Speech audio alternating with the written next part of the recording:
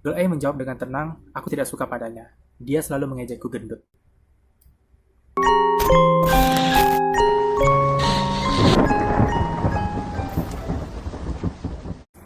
Hey guys, welcome back in my mirror. Tak lama sebelumnya, media berita Indonesia dihebohkan dengan kasus pembunuhan yang dilakukan oleh remaja berusia 15 tahun terhadap bocah berusia 6 tahun. Sebenarnya untuk kasus pembunuhan di Indonesia itu bukanlah hal yang langka, juga udah banyak kasus pembunuhan di Indonesia, tapi yang bikin kasus ini unik adalah si pelaku pembunuh yang remaja 15 tahun ini dengan sendirinya datang ke kantor polisi terdekat dan mengakui perbuatannya dengan ekspresi datar dan mengatakan bahwa ia merasa puas dan bahagia setelah melakukan itu dan bukan merasakan takut. Itulah yang membuat kasus ini unik. Kita akan bahas lebih dalam tentang kasus terbaru ini, tapi bukan hanya itu, hari ini kita akan membahas psikopat-psikopat cilik paling mengerikan di dunia. And now before we do the exercise, the mirror mode. Silakan. Kasus pertama yang akan kita bahas adalah kasusnya NF dan APA di Indonesia. Kasus ini pertama kali diketahui saat si pelaku yang berinisial NF datang ke kantor polisi Sawah Besar, Jakarta Pusat di pagi hari di jam sekolah, kayak jam 8-9 pagi gitu, pada hari Jumat tanggal 6 Maret 2020. Di sana, NF mengatakan bahwa ia baru saja membunuh anak tetangganya yang berusia 6 tahun berinisial APA. Dan ia mengatakan hal tersebut kepada polisi dengan ekspresi muka yang datar dan tampak bersalah. NF bercerita pada polisi bahwa pada hari Kamis tanggal 5 Maret 2020, dia sedang sendirian di rumah karena orang tuanya sedang tidak ada di rumah. Kemudian APA yang merupakan seorang gadis kecil berusia 6 tahun datang ke rumahnya untuk mengajak bermain. Kemudian NF sengaja meletakkan mainan di bak mandi dan meminta APA untuk mengambil mainan tersebut. Dan si gadis kecil polos ini pun mengikuti permintaan NF untuk mengambil mainan di bak mandi di belakang. Nah, saat si APA sedang di bak mandi ini, si NF datang dan mulai membenamkan APA ke bak mandi selama 5 menit. Pasti aja APA melakukan pemberontakan dan perlawanan, tapi ditahan oleh si NF. Dan di saat APA ingin berteriak, NF menyumbatkan jarinya ke mulut APA agar dia tidak berteriak. Namun apa yang dilakukan NF ini membuat APA pendarahan di bagian mulut dan bak mandi digenangi oleh air merah. Bocah berusia 6 tahun dibenamkan ke bak mandi selama 5 menit. Pastinya membuat APA mati lemas. Mengetahui APA sudah mati lemas tak berdaya, NF mengikat tangan APA dan memasukkannya ke dalam ember besar.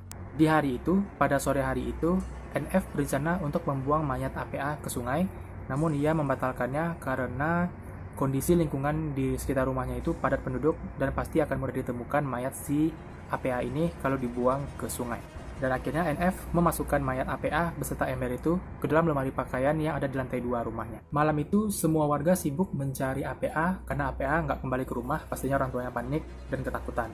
Semua warga mencari di sekitar lingkungan perumahan mereka di mana keberadaan APA, dan mereka juga bertanya kepada NF di mana APA karena NF merupakan teman yang sering bermain dengan APA, tapi NF hanya menjawab tidak tahu. Dan akhirnya pada malam itu orang tua APA melaporkan kehilangan anaknya di kantor polisi tempat NF mengakui perbuatannya keesokan harinya. Nah, entah kepikiran apa si NF ini besok paginya pada Jumat pagi dia mau berangkat sekolah, tapi di tengah jalan dia berubah pikiran dan kembali ke rumah, mengganti bajunya, dan pergi ke kantor polisi untuk melaporkan dan mengakui perbuatan yang baru saja ia lakukan. Di kantor, ia menceritakan secara detail gimana ia membunuh si APA itu. Awalnya polisi setempat nggak percaya dan menganggap keterangan si NF ini hanyalah lelucon dan guyonan anak-anak, tapi mereka baru sadar nih, kalau baru semalam ada yang melaporkan kehilangan anak, dan inisial anak ini persis sama dengan inisial anak yang diceritakan oleh si NF. Akhirnya mereka mendetek, ini kayaknya benar deh anak ini ceritanya, dan akhirnya mereka pun melakukan investigasi ke rumah NF, dan menemukan fakta bahwa mayat APA memang ada di rumah NF. Ketika diinterview lebih lanjut kepada si NF ini, dia bercerita dan menjawab semua keterangan dari polisi tanpa ada rasa bersalah, tanpa ada rasa takut, dan tanpa ada rasa seperti anak kecil pada umumnya. Dia hanya diam, menjawab dengan tenang, dengan ekspresi muka datarnya. NF juga mengaku pada polisi kalau tindakannya itu terinspirasi dari film-film horor yang sering ia tonton di YouTube, yaitu film Chucky, seorang badut pembunuh, dan Slenderman yang dalam mitosnya suka menculik dan membunuh anak-anak kecil. Jadi dia terinspirasi dari adegan di 2 film tersebut. NF juga mengaku hasrat ingin membunuhnya selalu muncul di saat ia sendirian. Dan di saat ia sendirian, saat ia tidak bisa melampiaskan keinginannya untuk membunuh itu, ia menumpahkan semua hasratnya dalam coretan-coretan buku yang berisi gambar-gambar yang penuh dengan penyiksaan, dan hantu. Dan malangnya, APA, si gadis kecil tak berdosa ini datang di saat iblis dalam tubuh NF bergejolak. Satu hal yang pasti adalah APA sudah meninggal, dan kita sama-sama doakan semoga ia diterima di tempat yang baik di sisi Tuhan Yang Maha Esa, dan keluarganya mendapatkan ketabahan dan kesabaran atas kejadian ini. Dan untuk para orang tua yang masih memiliki anak-anak kecil, please dikontrol dan batasi tontonan yang harus mereka tonton. Dan kalau bisa kita sebagai orang tua standby di sebelahnya dan bisa memperhatikan dan memantau apa yang dia tonton. Oke, basically dia nggak bisa milih tonton-tontonan yang nggak pantas, tapi anak-anak kecil sudah biasa dengan YouTube, dan YouTube itu pastinya punya sistem mutar otomatis, jadi kita nggak tahu apa yang akan diputar setelah video yang dia tonton. Jadi tetap awasi anak-anak kita agar dia bisa menyaring mana yang baik dan mana yang tidak dari tontonannya. Psikopat cilik kedua adalah Girl A dari Jepang. Pada tanggal 1 Juni tahun 2004, di salah satu sekolah di Jepang, seorang siswi berusia 11 tahun yang namanya disamarkan sebagai Girl A membunuh teman sekelasnya yang bernama Satomi Mitarai yang berusia 12 tahun di sebuah kelas kosong terbengkalai di sekolah mereka.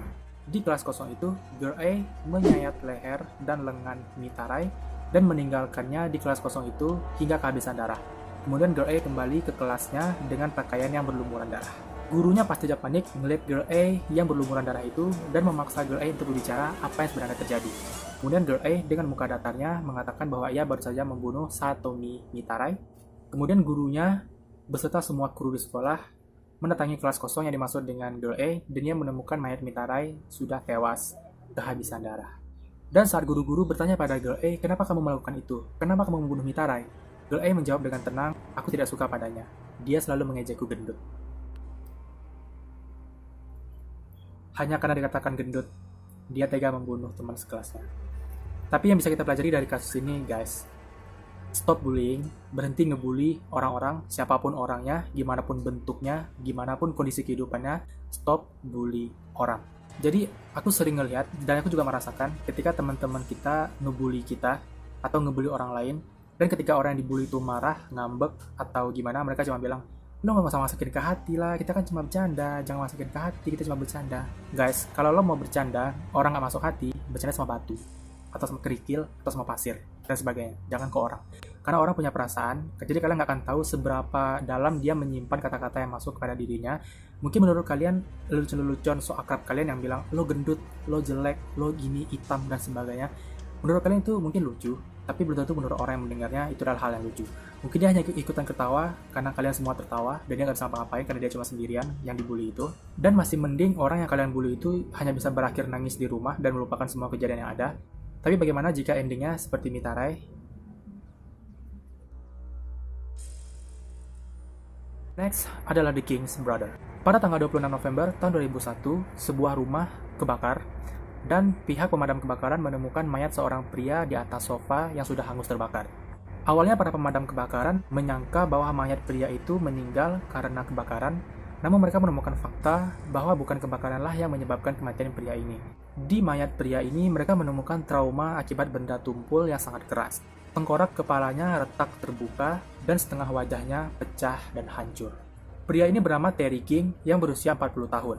Yang ternyata Terry ini meninggal karena dibunuh oleh anaknya sendiri, yaitu Alex King yang berusia 12 tahun dan Derek King yang berusia 13 tahun. Alex dan Derek mengaku dia membunuh ayahnya karena ia tidak ingin ayahnya marah karena mereka melarikan diri dari rumah. Terry sebenarnya adalah ayah yang baik yang melakukan hukuman-hukuman tertentu agar anak-anaknya bisa sadar dan tidak mengulangi kesalahan yang sama. Namun terakhir kali dilaporkan, Terry ini memarahi anaknya dengan membuat anaknya duduk di satu tempat dan ia menatap anak tersebut dengan waktu yang lama. Dan dari info terakhirnya, Terry ini menghukum anaknya yang dapat membuat mental anaknya yang hancur. Next adalah Craig Chandler Price. Pembunuh berantai ini berasal dari Warwick, Rhode Island, di Amerika Serikat. Ia diketahui telah membunuh 4 orang tetangganya saat ia berusia 13 sampai 15 tahun. Jadi dalam kurun waktu 2 tahun, dia sudah membunuh 4 orang tetangganya. Kasus yang pertama terjadi pada tanggal 27 Juli tahun 1897. Di malam hari, Craig membobol rumah tetangganya yang hanya berjarak 2 rumah dari rumah dia dan mengambil pisau yang ada di dapur tetangganya tersebut dan membunuh seorang wanita yang bernama Rebecca Spencer dengan menikamnya sebanyak 58 kali. Kasus kedua terjadi pada tanggal Pada 1 September tahun 1989, Craig dilaporkan membunuh 3 orang tetangganya, yaitu Joan Hatton, serta 2 orang putrinya yang bernama Jennifer dan Melissa.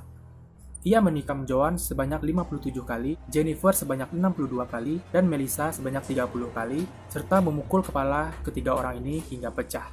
Dan dalam keterangannya, dia melakukan ini dalam keadaan mabuk berat. Sebahaya itu akibat mabuk, guys. Jadi, please, jangan mabok.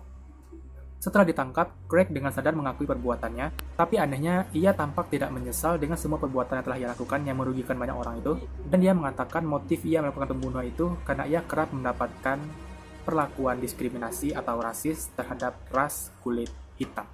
Oh, jadi karena ras kulit hitam. Kalau kalian nggak tahu, guys, di Amerika itu dulu ras kulit hitam itu sangat dibeda-bedakan dengan ras kulit putih dan dianggap rendah, didiskriminasi. Tapi sejak Barack Obama naik menjadi presiden, ras kulit hitam mulai dianggap setara dengan ras kulit putih. Jadi karena rasisme, Craig berubah menjadi seorang psikopat. Dan psikopat cilik paling mengerikan yang terakhir adalah Amartya Sada dari India. Oke, Amartya Sada ini tercatat sebagai psikopat paling muda dan paling berbahaya di dunia yang ada di Musashari, India. Usianya adalah 8 tahun. Amartya Sada ditangkap kepolisian saat menemukan ia sedang membunuh bayi perempuan berusia beberapa bulan di sebuah ladang kosong. Saat ditanya, Amartya Sada memang mengaku bahwa ia suka membunuh bayi-bayi yang masih sangat kecil. Korban kedua yang dibunuh oleh Amartya Sada adalah adik perempuannya sendiri, tapi karena orang tuanya melindungi perbuatan si Amartya Sada ini, orang tuanya bungkam, dan Amartya Sada pun tetap bebas, hingga ia membunuh korban ketiga.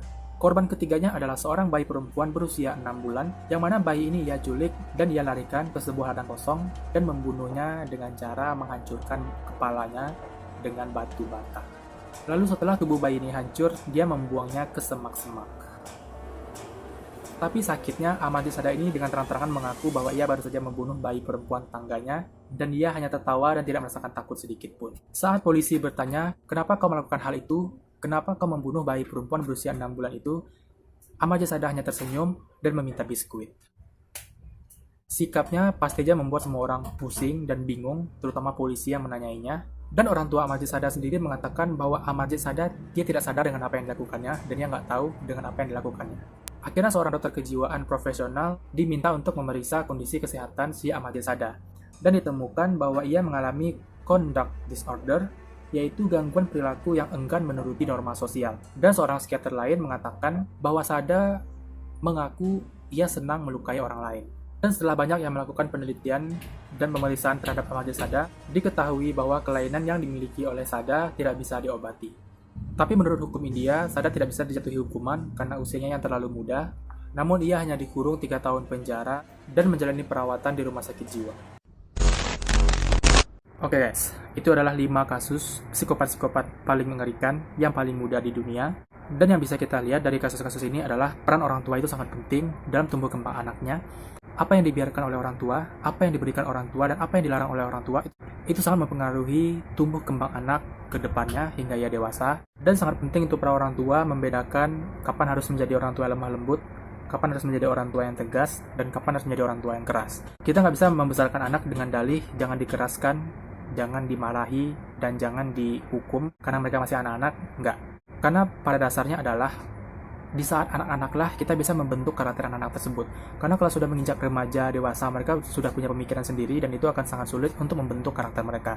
Jadi waktu yang tepat untuk membentuk karakter anak-anak adalah saat dia kecil. Hanya saja cara yang kita gunakan harus tepat. Kapan harus lemah lembut, kapan harus lunak, kapan harus tegas, dan kapan harus keras. Itu di saat anak-anak masih kecil lah bisa kita bentuk. Jadi itu dulu video kita pada hari ini. Seperti biasa, klik like-nya kalau suka, dislike kalau tidak, subscribe channel ini untuk berlangganan, dan klik loncengnya untuk dapat notifikasi kalau ada video baru. Jangan lupa tinggalkan komentar, kritik, dan saran untuk kemajuan channel ini. Dan jangan lupa share video ini ke teman-teman yang lain. Terima kasih sudah menonton dan sampai jumpa di video-video selanjutnya. Bye.